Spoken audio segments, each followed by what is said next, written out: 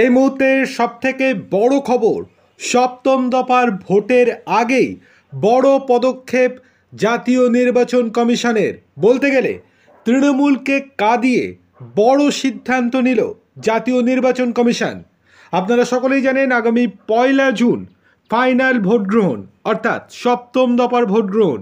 সেই ভোট গ্রহণ যে এলাকাগুলিতে, যে লোকসভা কেন্দ্রগুলিতে হবে, প্রত্যেকটাই বলতে গেলে খুব হেভিওয়েট লোকসভা। কেননা কোথাও অভিষেক বন্দ্যোপাধ্যায়ের ডায়মন্ড হারবার, কোথাও রেখা পাত্রের সন্দেশখালি। বিভিন্ন রকম ঘটনা বর্তমান সময়ে যে এলাকাগুলিতে ঘটেই চলেছে।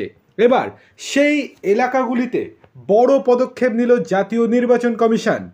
কি হয়েছে? এবার তৃণমূলের 3 চামচেকে বদলি করে দিল জাতীয় নির্বাচন কমিশন। ভোটের মুখে বড় সড়ো রদবদল করল নির্বাচন কমিশন। বসিরহাট পুলিশ জেলার এসডিপিও আমিনুল ইসলাম, আশা করি আমিনুল ইসলামের কথা আপনাদের সকলেই মনে আছে, তার ব্যাপারে একটু পরে আপনাদেরকে বলছি। একই সঙ্গে বদলি করা হলো সুন্দরবন পুলিশ জেলার এসপি কোটেশ্বর রাও এবং রহরা থানার আইসি দেবাশিস সরকারকে। নির্বাচনের কোনো কাজেই তারা যুক্ত থাকতে পারবেন না।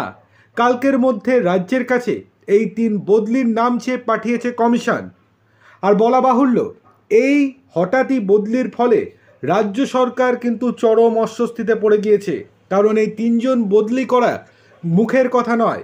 এই 3 জনের পরিবর্তন খোঁজা এই মুহূর্তে রাজ্য সরকারের কাছে অত্যন্ত চাপের।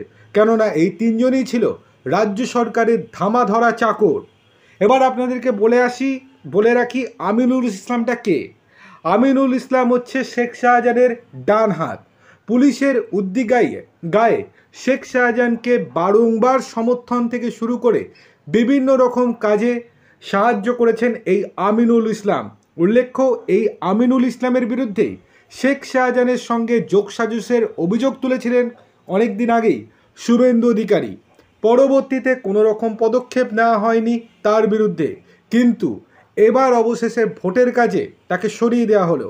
এবার দ্বিতীয় যে নামটি আছে কোটেশ্বর রাও, যখন আমপান হয়েছিল তখন সুন্দরবনের বিস্তীর্ণ এলাকাতে বিভিন্ন রকমের ত্রাণ দুর্নীতি, ত্রিপল চুরি, এইরকম বিভিন্ন দুর্নীতি ঘটেছিল রাজ্য সরকারের বিরুদ্ধে।